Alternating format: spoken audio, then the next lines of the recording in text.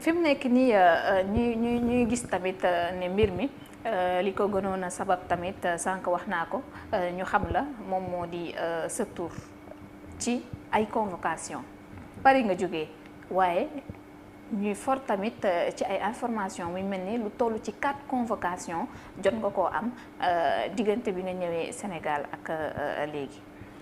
waaw jot na ay convocation mais avant convocation am na lu ko jiitu. parce que bi ma nekk Paris dama doon critiquer la gestion de la politique de la région de Matam. dont on est les responsables. dañoo gis ne au niveau de la géopolitique. tout est parti à côté.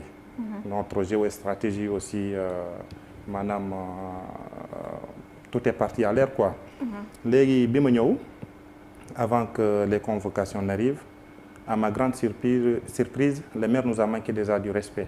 Nous on était en deuil. Et tout Agnam ou tout Matam peut témoigner ce que je veux dire. li may wax nii. maanaam bi ma ñëw ay nervis la ñu yónni sama gàlle. ay nervis 3 jours waaw. ils étaient tous armés jusqu'aux dents sama jéem moo taxoon ñu ñëw foofu. et c'est sous l'ordre du maire des Agnam. parce que ñoom ñëpp gàllam la ñu wàcc. 3 jours avant l'arrivée du président de la République au Fouta pour l'inauguration de l'hôpital d'Abdou Cissé Ka. Vers 3 heures du matin, j'ai vu des mecs descendre devant chez moi. Et instant boobu maa ngi toog sama buntu gàll ak ay xale ñoo ngi ataaya di waxtaan ci situation yi xam nga di leen conseiller. Et à ma grande surprise, je vois des nervis, des hommes armés, musclés, qui étaient à ma recherche. loolu moo ko jiitu d'abord. Et en ce moment, on était en deuil. te boobu ngay wax xam ne ni. Farba moo leen yónni. moo leen yónni ba foofu. loolu Agnam mën na ko seede, Sénégal mën na ko seede. Et moi, je voulais respecter la mémoire de mon père. Je voulais pas d'histoire. population yëpp génn nañu xale yi mag ñi nijaay yi. dañoo mujj négocier parce que ñu ñëpp xam nañ suñuy aada. s'il y a un décès, on appelle au calme. te loolu sax si ñaan yi la bokk. waaw ginnaawam maanaam moom bañ a may fitina. te moom loolu la bëggoon def. te nous notre père c'est une grande personnalité. une personne respectée. une personne qui a travaillé pour le Sénégal. une personne aussi qui l'a formé. parce qu'il sort de chez moi, Farba Ngom.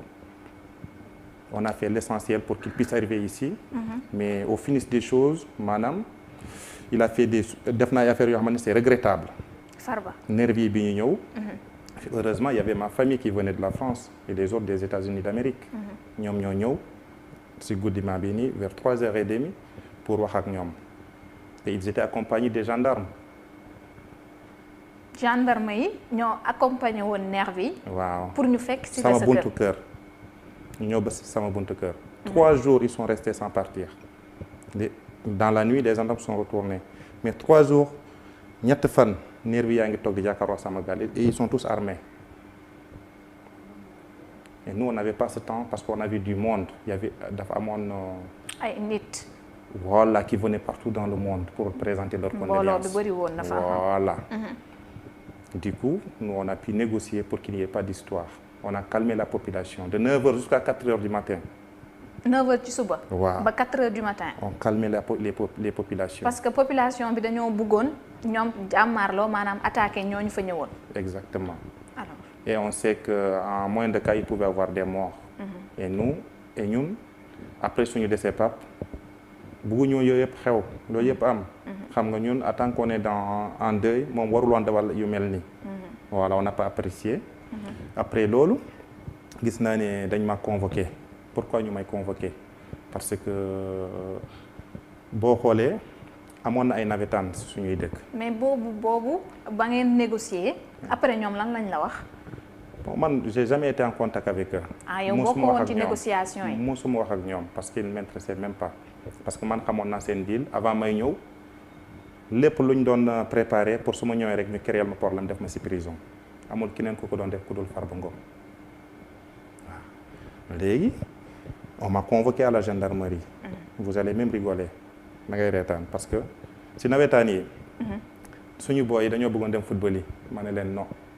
ma ñu fi des parce que on a vu une dispersion sociale dans les localités il y a pas d'encadrement. et à tout prix ou à tout moment mënoon na am ay dégâts te te lu ñu doon séntu gis nañ ko parce que au cours des quarts de finale gis nañu une équipe de Wouro Siré là où il habite le maire et Civol ñoo doon football finalement Wouro Siré a remporté la victoire ñoom ñoo jël ndam li bi ñu demee ba si biir dañoo xeex ñu toj Galle Sawaay mooy le maire waa Civol ñoo ko toj te c'est normal parce que bi match bi jeeg doomam dafa génn taxaw si tali bi di gibler jël otam baare tali bi génnee jaasi ak matraque si loxam moom doomu Farba jour boobu noonu waaw jour match bi dafa génn si tali bi baare la route mu yor jaasi ak matraque lan moo taxoon parce que da ngeen leen demoon songu non kenn songu ko mais parce que son père il est maire mais déggoon nañ aussi que ne da ngeen demoon dem songu kër ga toj ko ça c'est une deuxième histoire c'est deux histoires yi voilà bëri na non attends je vais vous expliquer bi mu ko def ba pare gis nañu y a la gendarmerie ñoom dañuy ñëw seetaan match yi ñoom defuñu dara si loolu le lendemain on a envoyé yoon nañu benn délégation si moom sur le commandant pour mu xoolaat situation yi ak lu xewoon démb noonu mooy doom far lu mu def foofu noonu lui-même il a pris ses responsabilités dafa jëloon ay responsabilités pour mu arrêter tournoi bi mu jël def note yónni ko ay supérieur am mais Farba par sa complicité bëggul woon tournoi bi arrêté te loolu avant sax muy commencé vous avez entendu l'accident sur Agnam Godi avec les 12 morts et tout un village qui était en deuil on organise des tournois déjà c'est injuste après bi ñu demee ba si biir le lendemain moo amoon match Chodey contre tous les Tchad je sais pas des trucs comme ça après si terrain bi sax lañu doon lamb booy yi ba fekk si ñoom kenn ki dafa yoroon ciseau keneen ki yor benn couteau de pain parce que mariage la jóge woon da doon defar ay soble tout ça marché bi mu jot rek dafa daw dem bi ñu leen arrêté si bunt bi après dañ leen menotté ñu yóbbu leen après le match au niveau du commissariat maanaam si brigade bi après le match des jeunes se sont révoltés parce que hier il y avait l'injustice pourquoi le fils du maire il a sorti génn na jaasi ak matraque mu jël otam baare tali bi créer trouble public kenn arrêté wu ko ñuy arrêté booy parce que dañoo yor ay paaku mburu ak benn ciseau boo xamante ni c'était dans un sac ñu dem nag pour libérer booy yi ñu dem ba si gendarmerie bi ñu dem finalement les jeunes ils n'ont pas pu le faire le commandant en personne il est sorti pour leur dire rentrer libérez-les finalement il y avait les grands qui leur ont après grands yi ñoo leen topp bi ñu ñëw dañu leen arrêté xam nga ñu wàññeeku bi ñuy ñëwaat nag am na coow si diggante bi mooy si Galle Far fi mu nekk si tali bi immeuble bi mu tabax foofu booy après il y avait l'équipe de Wouro Siré aussi et des jeunes qui étaient là-bas ils s'insultaient ensemble après il y a eu bagarre booy toj banque bu fa nekk si Galle bi waaw Galle Far parce que lépp luy daw foofu moo koy def tous les problèmes se retournent contre lui. mais loolu est-ce que du acharnement benn côté parce que su fekkee à chaque fois quelque chose bu xewee rek ñu dem attaquer est-ce que tamit doomu Farba nekkul woon tamit ci posture boo xamante ni da doon défendre boppam. ba tax mu mënoon yore yooyu ngànnaay. il y avait même pas de violence. il le fait parce que son père c'est le maire. il le fait parce que son père c'est un ami du président de la République ça n'existe pas au Sénégal c'est banni au Sénégal. il le fait parce qu'il voulait attaquer des gens daa bëggoon attaquer la population de Civol et là je parle en direct et tout le monde m'écoute du coup bi ñu ko tojee la banque banquier bi daf def benn estimation ana banquier di def estimation d'une valeur de 1,84 million. ci yow lañ ko yaakaar maanaam benn affaire donc moo si tojoon si bunt bi ñu aggraver la situation.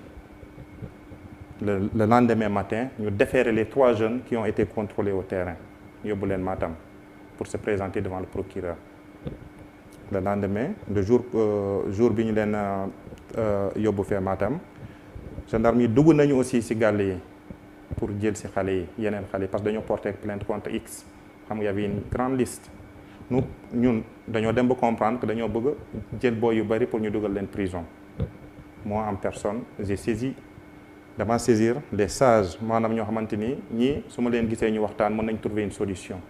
ñu dem gis le notable du village waxtaan ak moom pour wut porte de sortie ci la ñu dem foofu ci gendarmerie bi tout est commencé là-bas bi ñu dem maa doon sax wax ak banquier bi yor naa fii numéro monsieur Diop. di négocier ak moom parce qu'on avait amoon nañu consensus ak chef de village bi suñ fa demee nañu wut porte de sortie quel que soit alpha l'argent n'est pas important. bi ñu dem ba foofu waxtaan ak banquier bi ma waxtaan ak commandant ñoom ñëpp ñu toog bi ñu régler problème bi avec le banquier mu ne suñu fayee xaalis bi ñu fa nekk jarul ñu leen di transférer xam nga il y avait 5 autres.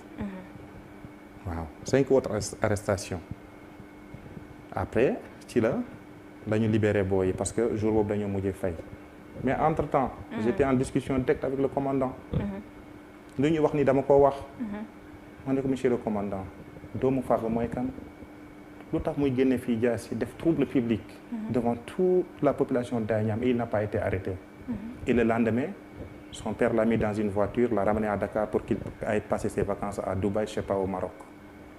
loolu dafa bëggoon mu daw ci benn lynchage peut-être boo leen doon organiser wala. non parce que xam na ne doomam dafa créer trouble et toute la jeunesse elle était remontée par cette injustice qui a été faite bu fa desoon ça pouvait créer mun na créer yeneen scandale ci laa ko expliquer quel que soit alpha quelle que soit la situation de la personne en tant qu'il y a la justice sur sa tête war nañ ko jàpp xam nga ñu auditer ko pour quelle raison mu koy def. il n'était pas content. mon commandant. daf maa ne damay fen. après bi nga waxee loolu. ma ne ko non fenuma li ma lay wax teg nañ si bët gis nañ ko. l'ordre public vous êtes là pour ça pour tout le monde aussi ci la ma ne toute façon da ngaa réew et on va arrêter tout ça je vais te présenter devant le procureur. foofu laa génnee sama pièce foofu la ñu xam sama tur Mathia rek la ñu xamoon. kenn xamul woon foofu maa ngi tudd Amadou. ma génnee sama tur ma ne ko yóbbu ma si procureur je vais me présenter devant le procureur. la suite mu ne leen génne leen sama bureau ñëpp ñu génn ma waxtaan ak booy yore woon ASC bi ma ne leen man maa ngi ñibbi toute façon booy yu fi nekk duñ fi fanaan nañu ñibbi si. sinon suñu demee ba fee situation bi dina gën a compliqué heureusement derrière ils ont signé pour les 1 million 84 000 pour que les jeunes puissent sortir ma egg sama gàlle booy yi di ñëw te booy di ñibbi si booy bi ñu jàppoon noonu on a couché sur le même lit ñoo nekkoon si benn lit la nuit le lendemain matin ñu téye ko xam nga loolu aussi ça joue et voilà